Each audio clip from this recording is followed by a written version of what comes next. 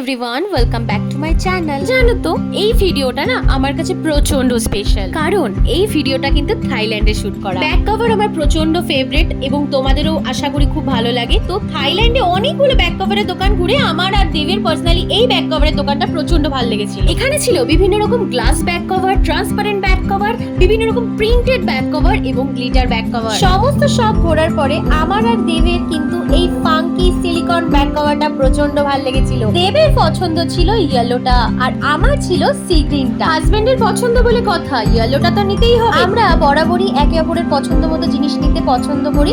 ও যেটা পছন্দ করে সেটা আমারও যেমন খুব ভালো লাগে, আর আমার পছন্দটাকে ও সমানভাবে প্রায়োরিটি দেয়। সবশেষে একটাই কথা বলবো, যারা গিফট নিয়ে প্রচন্ড ক্রিটিসাইজ করো, যারা ভাবো যে হ্যাঁ এই তো আমাকে এই গিফট দিল, ও তো আমাকে সেই গিফট দিল, 10 টাকার গিফট দিল, 100 টাকার গিফট দিল, গিফট কিন্তু গিফটই হয়।